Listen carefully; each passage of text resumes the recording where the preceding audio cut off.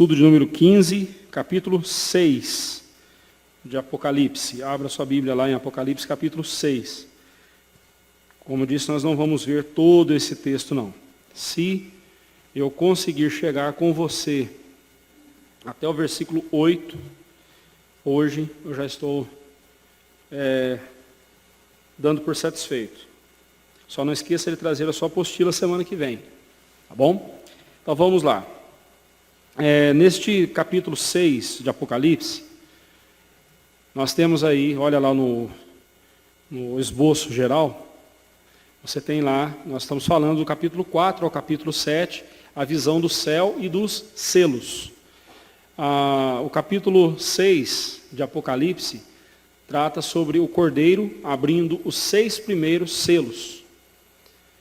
Então você tem aí no primeiro momento, versículo 1 a 8, os 4 cavaleiros e os seus cavalos. Versículo 9 a 11, o clamor dos mártires. E o versículo 12 a 17, o juízo final. E várias vezes no livro do Apocalipse se falará sobre o juízo final. Então, vamos lá então. Então, Cristo comanda o transcurso da história. Ele tem toda a autoridade dada pelo Pai para assim o fazer. Os selos, que nós vamos ver aqui hoje, são figuras que representam a história, o desenrolar da história, né, da história da humanidade, a história na qual Deus se revela, na qual Deus age. E todos esses selos, ou todos esses acontecimentos, estão nas mãos de Cristo. E Ele levará a cabo os propósitos do Pai. A história, que a gente fala, a história da humanidade, a bem da verdade, é a história de Deus. A história da divindade, a história de Deus. É Deus que coordena toda a história, é Deus que comanda toda a história. Quer seja a história da humanidade, quer seja a minha história, a sua história, tudo que acontece em nossas vidas está nas mãos de Deus. Então no capítulo 6, capítulo 6, nós temos aí, o Cordeiro abre os 6 primeiros selos, né? Nós encontramos os 6 primeiros. O último selo, o 7º selo, ele só será aberto lá no capítulo 8, versículo 1, quando começará uma nova parte, uma nova seção do livro, né? Então, na primeira parte, nós temos os 6 primeiros selos aqui, no capítulo 6. Ele pode ser dividido também nessas 3 partes, que você viu ali no esboço, no começo da lição, no estudo. Você tem ali os 3 pontos que podem dividir o capítulo 6. Então vamos lá. Primeiramente, vejamos aí o versículo 1 a 8. Os 4 cavaleiros e seus cavalos. Então diz assim o verso, antes de ler o texto, né? Essa semelhante ideia nós encontramos lá no texto de Zacarias, capítulo 1, versículo 8 a 11, e no capítulo 6, 1 a 8 de Zacarias. Então, por quê? Porque Zacarias é o que se chama de é um livro, uma literatura apocalíptica, é uma literatura semelhante ao livro de Apocalipse. Por isso, então, nós vemos essa semelhança. E João, então, busca esse texto do Antigo Testamento, que também fala sobre 4 cavalos, puxando uma carruagem, né? E seus cavaleiros puxando uma carruagem, numa figura de linguagem, né? Numa figura profética, mas uma figura de linguagem. Então, ele toma essa figura e aplica aqui ao Apocalipse, nessa visão que ele teve do Senhor Jesus. Então, comentando esse texto, Bale e Carson, eles dizem o seguinte: a diferença mais evidente entre os textos de Apocalipse 6 e o de Zacarias 1 e Zacarias 6, é que entre esses textos é que descreve os 4 cavalos e os cavaleiros individualmente, enquanto que Zacarias 1 registra 4 grupos de cavalos e Zacarias 6, 4 grupos de cavalos puxando carruagens. No entanto, tal diferença é insignificante, uma vez que João pôde ter deduzido por implicação de Zacarias 6, que os 4 cavaleiros estavam em carruagens. Pode ter sido isso. A sumarização de Zacarias dos 4 conjuntos de cavalos, como os 4 ventos dos céus, pode ser outro motivo para João retratar apenas 4 cavalos. Né? Então você pode depois fazer uma comparação de Zacarias 1, 8 a 11 e Zacarias 6, 1 a 8, com esse texto de Apocalipse 6, você vai ver essas ligeiras diferenças. Né? E a opinião desses 2 comentaristas é que João aqui esteja fazendo uma visão mais resumida. Ele não está escrevendo os detalhes, mas sendo mais resumido na sua fala. Né? Então vamos lá. Geralmente nas Escrituras a figura do cavalo usada simbolicamente, né? Existem textos que mostram cavalos de verdade, né? Ali, mas quando é usado simbolicamente, traz consigo a ideia de força, terror, guerra, conquista. Né? Lá em Isaías 30, versículo 16, Isaías 31, versículo 1, Jó 39, 22 a 28, você vê essas figuras do cavalo, né? A figura do cavalo usada no sentido figurado na Bíblia, remete à ideia de força, guerra, terror, disputa, né? Essa ideia de poder. As cores em Apocalipse, no entanto, são metafóricas, e também são figuras de linguagem, e representam as pragas executadas pelos cavaleiros. A cor branca representa vitória. Então isso não é praga, isso é bênção. Você vai ver por quê. Quem é o cavaleiro branco aqui no texto? Né? A cor branca simboliza a vitória, a cor vermelha simboliza derramamento de sangue, guerra. A cor preta simboliza a fome, e a cor amarela, esverdeada, é a morte, simboliza a morte, né? A cor de um cadáver, né? Uma pessoa esverdeada ali, um cadáver esverdeado, é essa a ideia. Kistemaker sugere que a melhor forma de interpretar a ação desses cavaleiros e seus cavalos seja de forma simultânea, ou seja, os 4 cavaleiros atuam ao mesmo tempo promovendo os horrores descritos no texto. Além disso, devemos lembrar que o número 4 simboliza a totalidade da criação, ou seja, em todo o mundo são visíveis, em todo mundo, né, tem um todo a mais aí, pode tirar um todo aí, gaguejei na hora. Em todo mundo são visíveis os flagelos trazidos por esses 4 cavaleiros. Então, embora o texto aqui apresenta o primeiro cavaleiro, o segundo cavaleiro, o terceiro cavaleiro, o quarto cavaleiro, a ideia do texto aqui é mostrando os 4 agindo em conjunto. E agora que você vai entender que cada um desses, quem é, por exemplo, o cavaleiro do cavalo branco. E aí você vai entender o porquê dos outros 3. Vamos lá, vamos entender o texto agora. Versículo 1 e 2, diz assim: Vi quando o cordeiro abriu um dos 7 selos, e ouvi um dos 4 seres viventes dizendo, como se fosse voz de trovão: Vem! Vi então, e eis um cavalo branco, e seu cavaleiro com um arco, e lhe foi dada uma coroa, e ele seguiu vencendo para vencer. Quem é esse cavaleiro? João declara que assim que o Cordeiro, né, Jesus Cristo, abriu o primeiro selo, lembra que o livro estava nas mãos de Deus. Deus o entregou a Jesus, e Jesus foi achado digno de abrir os selos, ou seja, de concretizar a vontade de Deus, de coordenar os eventos de acordo com a vontade de Deus, os eventos da história. Então Jesus abriu o primeiro selo. Um dos querubins com voz muito forte, como se fosse um trovão, né, voz de trovão. Quando a gente escuta aí um trovão dando seu estampido aí numa tempestade, a gente assusta, né? Você imagina, é essa a ideia que João quis dizer. Não é que a voz do anjo, do querubim ali era um trovão, não é isso. O estrondo da voz dele parecia um trovão, né, como o estrondo de um trovão. É isso que ele quer nos mostrar, né? Ao som de sua voz surge então um cavalo branco com seu cavaleiro. Mas quem seria esse cavaleiro? O cavalo aqui agora pouco importa. Quem é o cavaleiro? As interpretações têm sido diversas, tais como: há quem diga que é o anticristo, especialmente porque Satanás sempre tenta imitar a Cristo.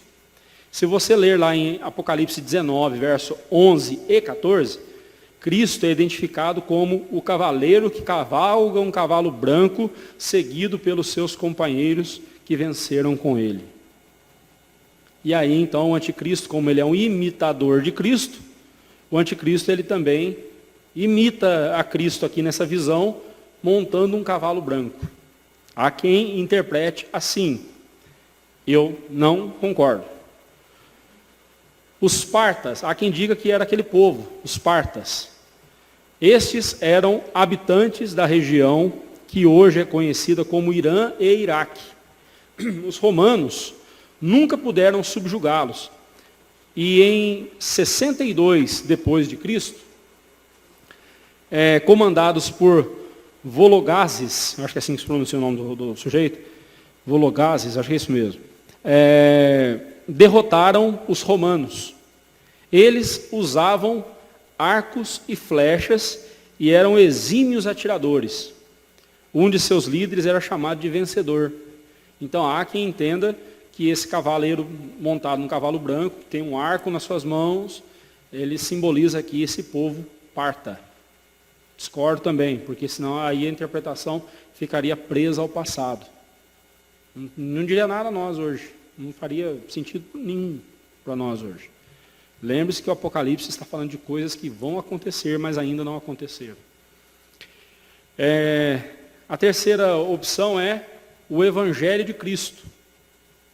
Então aqui não se trata de uma pessoa, mas de uma mensagem, o Evangelho de Cristo. Onde quer que o Evangelho chegue, lutas, sofrimentos, dores, etc., o acompanham. A palavra de Deus cumpre o seu propósito quando ela sai vencendo, e é para vencer. Com essa aqui eu já começo a concordar. Mas ainda não é totalmente. Por quê? Porque o texto aqui fala de um personagem, não de uma mensagem, né? A quarta interpretação, que é a que eu concordo, a que eu sigo, é o Senhor Jesus Cristo. É o próprio Senhor Jesus Cristo. E eu vou usar o mesmo texto de Apocalipse 19, 11 e 14, que é usado para a primeira interpretação que fala que é o anticristo, eu vou usar para afirmar que é o Senhor Jesus Cristo. Né? Aqui em Apocalipse 6,2, refere-se a Cristo. Contudo, uma análise coerente com o restante do Apocalipse e com as demais partes das Escrituras, podemos afirmar com certeza que este cavaleiro montado em seu cavalo branco é o próprio Senhor Jesus. E eu cito aí Stemaker, citando Hendrickson, ele enumera 7 razões para apoiar tal afirmação, de que o cavaleiro do cavalo branco é o Senhor Jesus Cristo. Olha só. Primeiro, o contexto o favorece, porque João ouve. Não chore, eis que o leão da tribo de Judá, a raiz de Davi, venceu. Lembre-se que nós estamos interpretando um contexto, um bloco aqui do livro, que vai do capítulo 4 ao capítulo 7. Então o capítulo 6 está intimamente ligado ao capítulo 5. E no capítulo 5, Jesus é dito dele que ele venceu. Então o vencedor aqui, o que saiu vencendo para vencer, como diz aqui o texto, né, saiu decidido, já saiu vencendo, certo da sua vitória, só pode ser o Senhor Jesus. Segunda razão, o simbolismo da cor branca no Apocalipse se refere àquilo que é santo e puro. A coroa se refere a Cristo, o vencedor, que está usando uma coroa de ouro. Lá em Apocalipse 14, fala que Jesus tem uma coroa de ouro. Ele é o Cordeiro de Deus que nos traz a reconciliação com Deus. Então a figura do Cordeiro significa isso, né? Então esse argumento de que não pode ser Jesus o cavaleiro do cavalo branco, porque ao mesmo tempo ele abre o livro e ele não pode ser o cavaleiro. Claro que pode. Claro que pode. Aqui nós estamos falando de símbolos. E nesse simbolismo, como eu mostrei para você em outras partes das Escrituras, Cristo é retratado como esse cavaleiro. E agora vai fazer sentido quando nós virmos os outros cavaleiros. O cavaleiro montado no cavalo branco é o Senhor Jesus Cristo, pois é Ele quem comanda, está comando aí, comanda quando todos os eventos da história, do começo ao fim. E ele disse que ele não veio para trazer paz, ele veio para trazer guerra. Ele veio para trazer a paz entre nós e Deus. Mas, quando alguém se levanta como crente em Cristo Jesus, confessando a sua fé em Cristo Jesus, começa arrumando inimigos dentro de casa, dentro da própria família. A dificuldade já começa ali. Né? Vamos lá, versículo 3 e 4. Quando abriu o segundo selo, ouvi, quando o cordeiro abriu o segundo selo, ouvi o segundo ser vivente, o querubim, dizendo, vem! E saiu o outro cavalo, vermelho. E ao seu cavaleiro foi-lhe dado tirar a paz da terra, para que os homens se matassem uns aos outros. Também lhe foi dada uma grande espada. A voz do segundo querubim saiu o segundo cavaleiro montado num cavalo, o qual é vermelho. Algumas traduções trazem baio, mas é um cavalo avermelhado, de cor acastanhada, vermelha.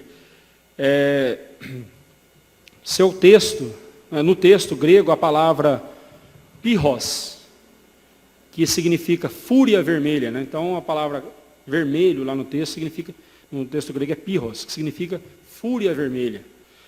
A cor vermelha representa sangue derramado e também o pecado, por causa do pecado. E, de fato, sempre que o evangelho é introduzido num lugar onde ele não existia ainda, conflitos reais e até mesmo derramamento de sangue ocorrem. Há um ditado no cristianismo que o sangue dos mártires é a semente da igreja. Quantos cristãos morreram, derramaram seu sangue por causa da sua fé em Cristo Jesus? Irmãos, nós não sabemos o que é perseguição. Hoje em dia fala-se de nós estarmos passando por alguma perseguição. A perseguição que nós temos nesse país aqui não dá nem para ser chamada de perseguição, irmãos. Comparado ao que os nossos antepassados viveram por amor a Cristo, passaram por amor a Cristo. A Bíblia mesmo relata vários casos de servos de Deus sendo trucidados violentamente por serem fiéis a Cristo.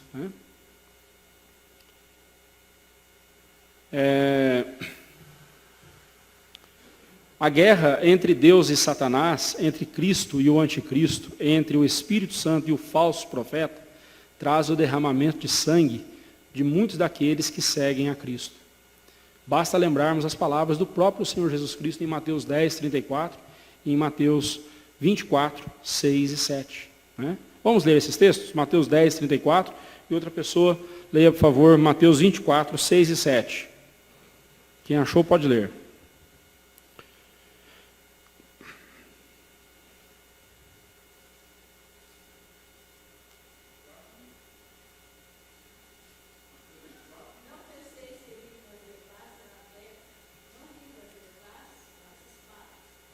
Mateus 24, 6 e 7 agora.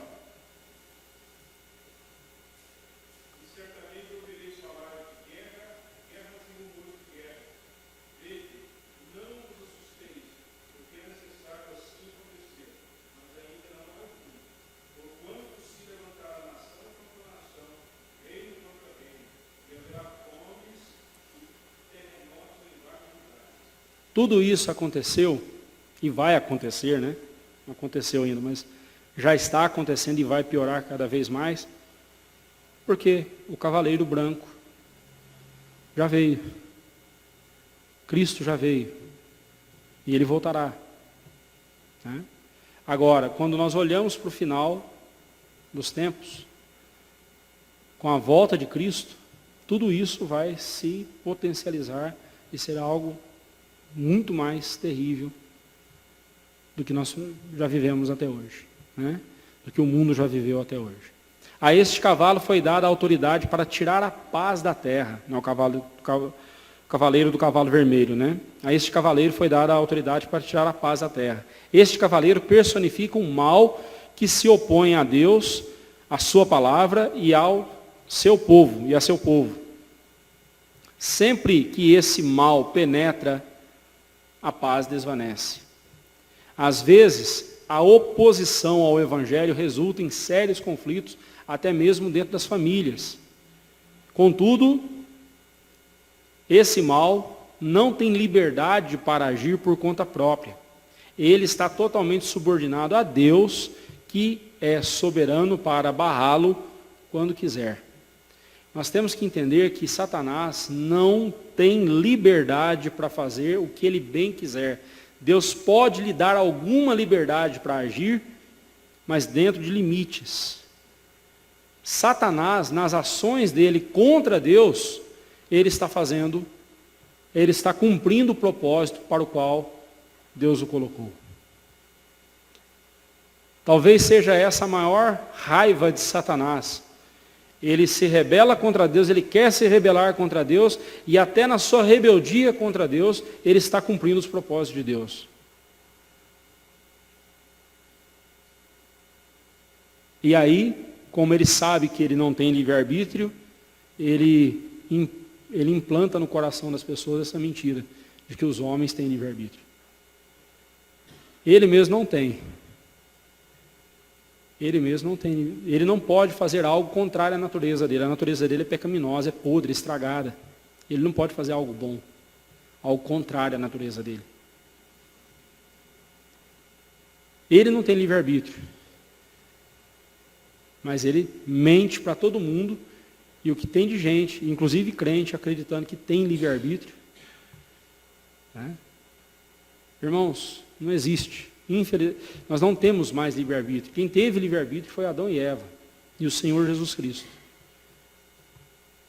Ser humano algum tem, né? E Satanás está colocando essa mentira, e tem muita gente acreditando, né? Sempre que esta se empenha, né, a igreja se empenha em viver a palavra de Deus, opositores se levantam contra ela. Não devemos pensar que este texto se refira apenas a uma guerra específica em alguma época da história. Trata-se da constante luta entre a igreja de Cristo e os seus inimigos. Então, essa guerra que esse cavaleiro do cavalo vermelho traz, é a guerra, a luta que sempre houve e sempre haverá entre a igreja de Cristo e as trevas, entre Cristo e o mal, né?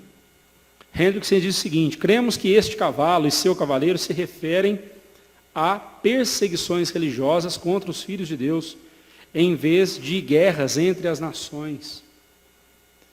A matança e sacrifício em vez de militarismo. Crentes são assassinados por causa do seu nome, né, do nome de Cristo. E isto pertence à categoria de sinais que dizem respeito mais diretamente aos crentes, sua perseguição pelo mundo. Então, todos esses males aqui que esse cavaleiro do cavalo vermelho traz consigo, diz respeito aos ataques que a igreja de Cristo vem sofrendo ao longo desses séculos e até a consumação dos séculos. E não uma guerra específica, né? A favor deste argumento, ele levanta as seguintes afirmações, né? Hendrickson levanta as seguintes afirmações. Primeiro, esta explicação está de acordo com o contexto imediato. Onde quer que Cristo chegar com o seu evangelho, também chegará logo em seguida a perseguição. 2. Há plena concordância com Mateus 10, 34 a 39, que a nossa irmã Odila acabou de ler.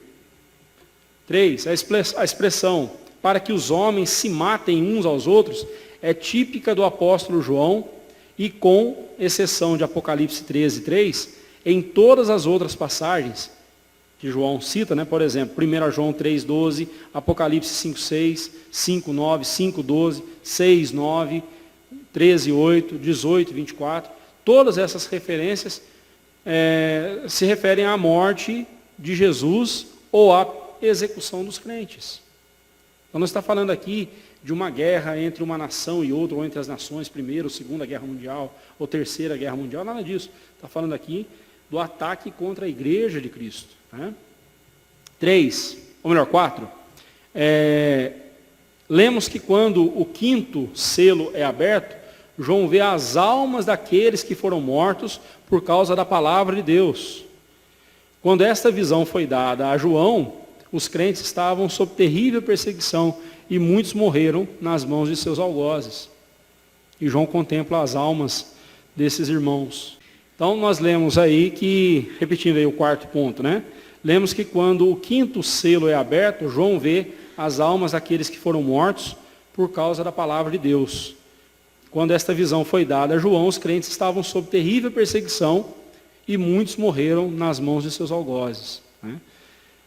E a 5ª razão que Hendrickson apresenta é que lhe foi dada uma grande espada. A palavra espada no grego é a palavra machaira, ou macaira, que tem um sentido bem amplo nas Escrituras.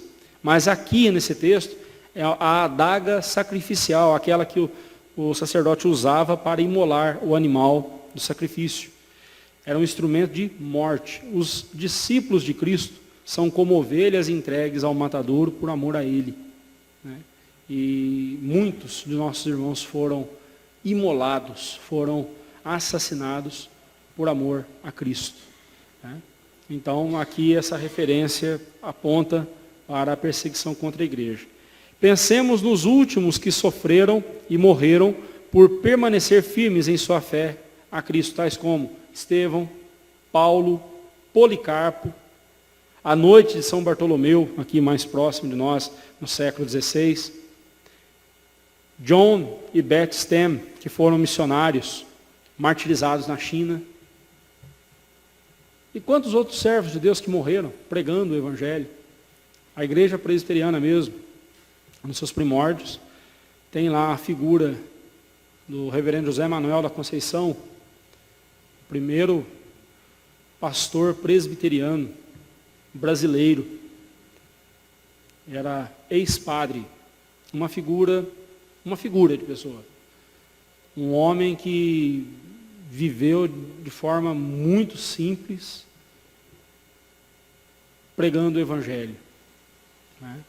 Conta-se que após a sua conversão, José Manuel da Conceição, ele se dedicou a passar pelas cidades onde ele foi padre, e a evangelizar todos os seus ex-párocos. E quando ele chegava numa casa, ele pedia pouso, um prato de comida, mas ele não ia embora antes de fazer uma benfeitoria na casa. Carpir o quintal, fazer um reparo necessário. E ali ele ficava pregando o Evangelho. Né? Um homem simples. Morreu de forma muito simples também, de forma muito precária. Deram a sua vida por amor a Cristo. Sofreram por causa de Cristo. Né? Então, o cavaleiro no cavalo vermelho não se refere a uma pessoa em particular, nem pertence a uma época em especial. Nenhum século fica sem o seu cavaleiro vermelho. O mundo está sempre perseguindo a igreja. Cristo sempre traz a espada. A paz é retirada da terra. Então o cavaleiro do cavalo branco é uma pessoa, é o Senhor Jesus. O cavaleiro do cavalo vermelho é a perseguição contra a igreja. Cristo trazendo isso contra a igreja. É estranho a gente pensar isso, né? Não é contra a igreja. O fato dele trazer o Evangelho traz essa dificuldade, esse sofrimento. E aí, meus irmãos, nós temos que entender que seguir a Cristo é difícil. Seguir a Cristo é estar disposto a sofrer perseguição. Né? Vamos então para o terceiro cavaleiro, versículos 5 e 6. Quando abriu o terceiro selo, ouvi o terceiro ser vivente dizendo: vem! Então vi, e eis um cavalo preto, e o seu cavaleiro com uma balança na mão. E ouvi uma como que voz no meio dos 4 seres viventes, dizendo: uma medida de trigo por 1 denário, 3 medidas de cevada por 1 denário, e não danifiques o azeite e o vinho. O cavaleiro, no seu cavalo preto, obedecendo à voz do terceiro querubim, sai com uma balança em suas mãos. Comer pão por peso significa uma condição de dureza econômica, de aperto. Quando você tem que medir o que você vai comer, é carestia, um momento de crise, um momento de aperto. Se a gente já teve essa experiência de ver pessoas passando necessidade, passando fome, o pai de família, a mãe ali, repartindo a comida para os filhos, medindo o que cada um vai comer. Isso mostra, é um retrato de pobreza, é um retrato de miséria, de escassez, de fome. E é essa a ideia que esse cavaleiro do cavalo preto nos transmite. É justamente isso que a voz diz, essa voz que sai de entre os seres viventes, uma medida de trigo por 1 denário. É um punhadinho de trigo por 1 dia de trabalho. Uma medida de trigo aqui é o que cabia na palma de uma mão. Você trabalhar o dia inteiro para comprar uma medida de trigo.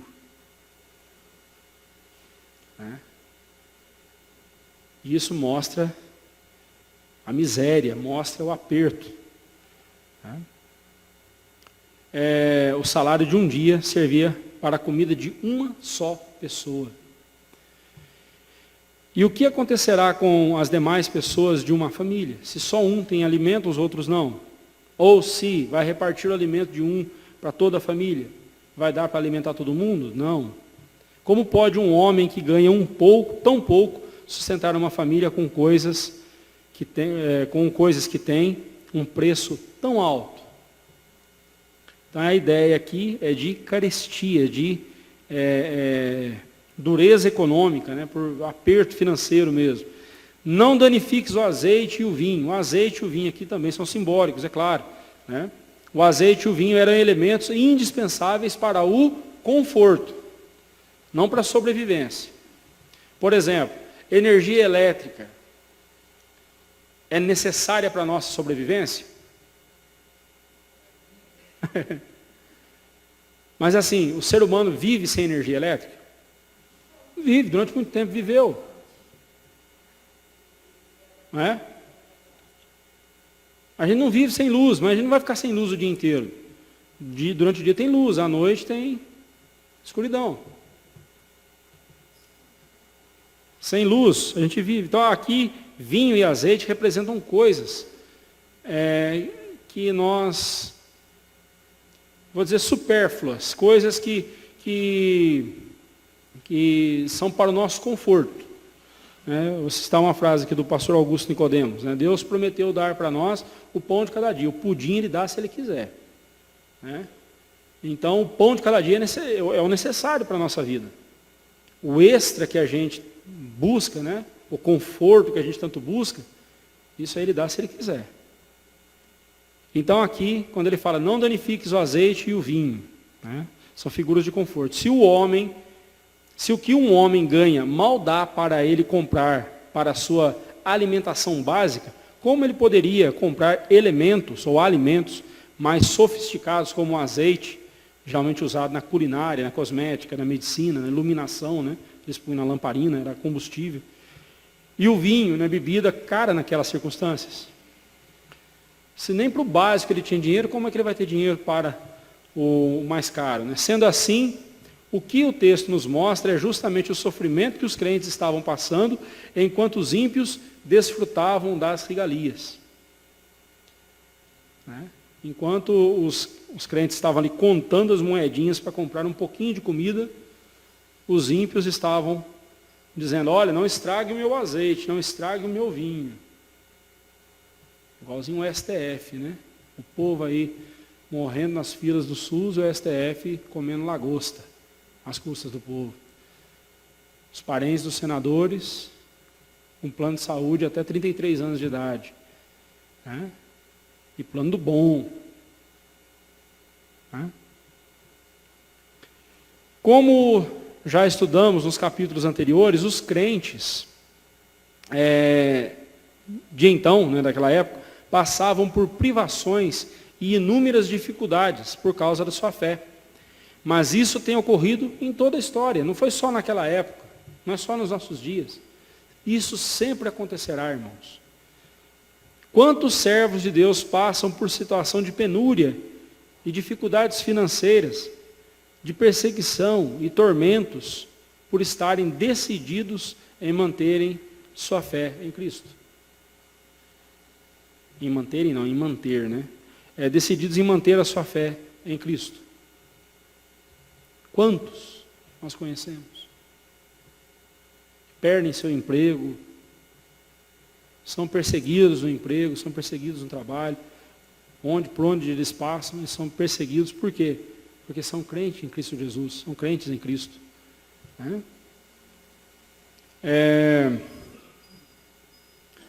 Mas isso tem ocorrido, né, durante toda a história, não só agora, não só naqueles dias, mas durante toda a história da igreja, a gente sempre vai se deparar com essa perseguição. Né?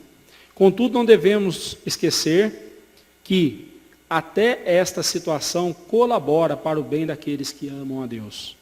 E em meio a tantas lutas, os servos de Deus podem sentir sua bondosa mão lhes sustentando e fortalecendo. William Hendriksen observa o seguinte: assim, o segundo e o terceiro cavaleiros descrevem aqueles infortúnios que de uma maneira muito especial afetam os crentes. Simbolizam que através de toda a dispensação, o mundo perseguirá a igreja de todas as formas imagináveis. Lembremos-nos de que as duas formas de perseguição aqui mencionadas, né, a morte e a injustiça por opressão econômica, representam as formas todas de opressão. Né? Se você tira o alimento de uma pessoa, se você oprime a pessoa, perseguindo ela por ela ser crente em Cristo Jesus, isso são todas as formas de opressão. Né?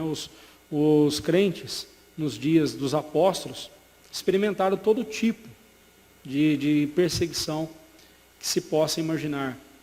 Um dos imperadores, chamado Cláudio Calígula, ele ficou conhecido não só por sua depravação, a sua promiscuidade, como também pelos requintes cruéis que ele desenvolvia para assassinar os cristãos. Era cada técnica mais absurda que a outra que você possa imaginar, só para perseguir e matar os cristãos. Né? E a gente não faz nem ideia, irmãos, tão terrível que foi. Né? Então, vou conseguir chegar no versículo 8. 7 e 8 diz assim: quando o cordeiro abriu o quarto selo, ouvi a voz do quarto ser vivente dizendo: vem! E olhei, e eis um cavalo amarelo, e o seu cavaleiro, sendo este chamado Morte. O inferno o estava seguindo. E foi-lhe dada autoridade sobre a quarta parte da terra, para matar à espada, pela fome, com a mortandade e por meio das feras da terra. Não somente a perseguição e a recessão econômica que afetam os crentes, há também mais um flagelo que afeta a todos, tanto crentes como descrentes. Esse flagelo é a morte. Dos 4 cavaleiros, o único que tem o seu nome declarado no texto é este, né? Os outros 3 cavaleiros, não se fala o nome deles, mas esse aqui, a Bíblia diz que, sendo este chamado morte, então ele tem um nome, né? Morte. Thanatos, lá no grego. O quarto querubim chama, e eis que vem um cavalo amarelo, e o seu cavaleiro, chamado Morte, acompanhado do inferno. No texto grego, a palavra chloros, que significa verde amarelado, cor pálida, né? Então, de onde vem a nossa palavra clorofila? Né? Clorofila, que cor que é a clorofila? A clorofila é de qual ser? As plantas. E as plantas são de que cor? Verde. Né? Então, esse amarelo esverdeado, é uma cor esverdeada, é a cor de cadáveres. Né? Embora, para nós, a nossa cultura, a gente fala que um cadáver é cinza, né? Fica cinza. Mas é esse tom meio azulado, meio esverdeado, né? É o tom, a cor pálida da morte. A palavra deve referir-se aqui à coloração de um cadáver ou de uma pessoa atemorizada. Este cavalo simboliza a moléstia seguida de morte. E isto fica claro no próprio texto, que diz que o inferno acompanhava o cavaleiro Morte. No texto grego, a palavra aqui foi traduzida por inferno. É a palavra Hades. O conceito bíblico de Hades, ou Hades, né? Portuguesando é a palavra, aponta para a sepultura, o estado de estar numa cova e, portanto, morto.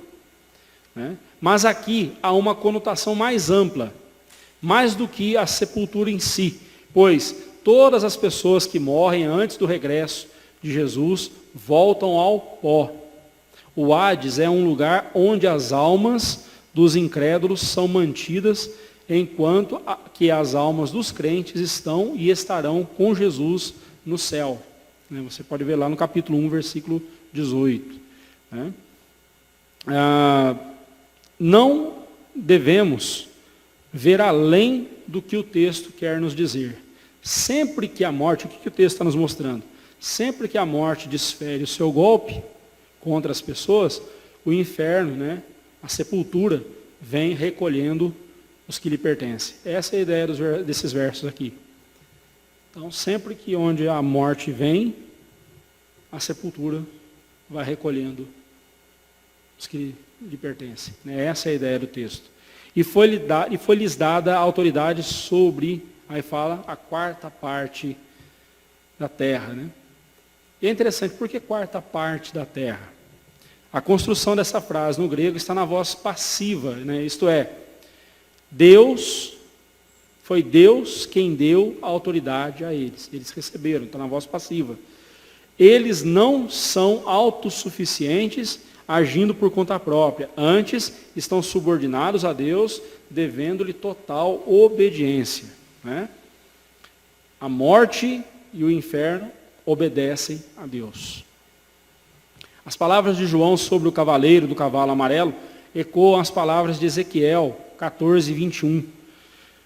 Em Ezequiel 14, 21 diz assim: porque assim diz o Senhor Deus, quanto mais se eu enviar os meus 4 maus juízos, a espada, a fome, as bestas feras e a peste contra Jerusalém, para eliminar dela homens e animais.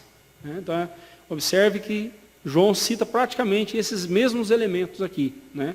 Fome, bestas feras, né? A peste.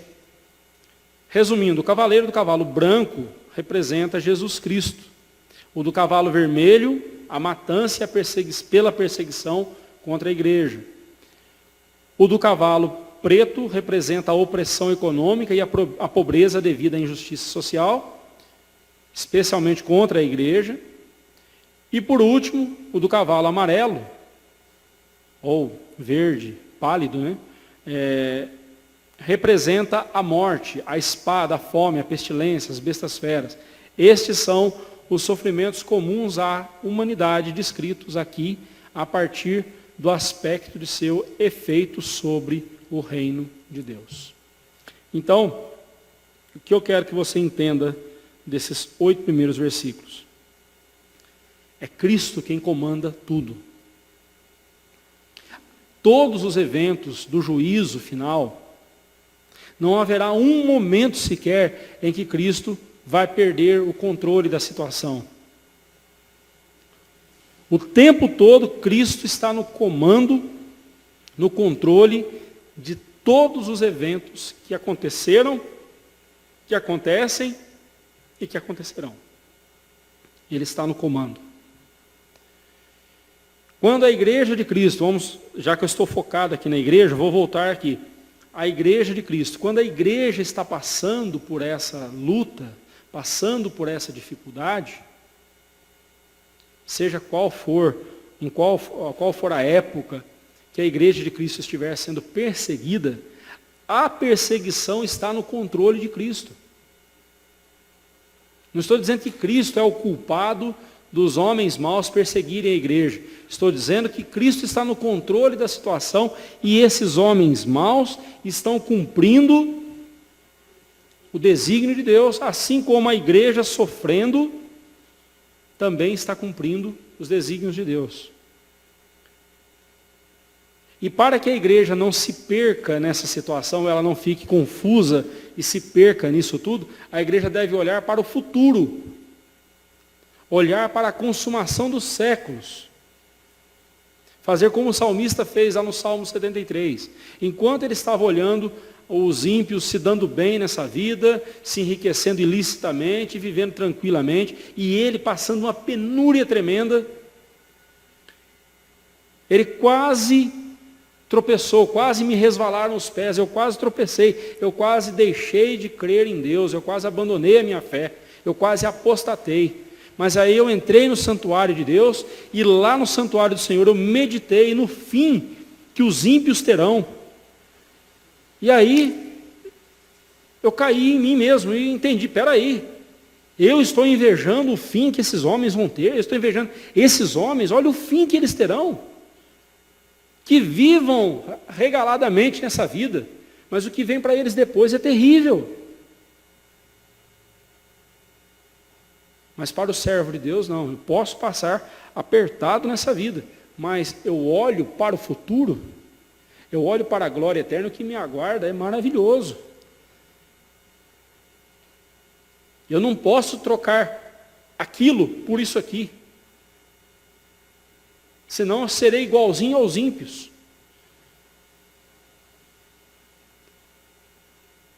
Mas para eu não ficar louco, para eu não perder o tino nessa vida, porque eu estou servindo a Cristo, seguindo a Cristo, e estou sendo perseguido, estou sendo atacado por causa da minha fé, para que eu não me perca e não fique desesperado, eu tenho que lembrar de uma coisa.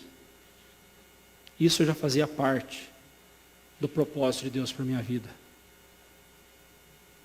E isso já estava no pacote da salvação. Nesse pacote chamado salvação, estava incluso também a perseguição. Por quê? Porque se esse mundo odiou ao nosso Senhor Jesus, nós achamos que o mundo vai nos amar? Se eles odiaram ao próprio Senhor Jesus, vocês acham que eles não também nos odiarão?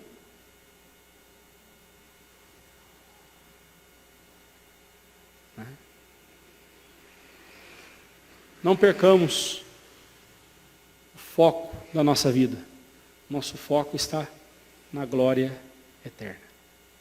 Que Deus assim nos abençoe. Que Deus assim nos ajude. E semana que vem continuaremos o capítulo 6. Traga a sua apostila semana que vem. Bom? Alguma pergunta, algum comentário?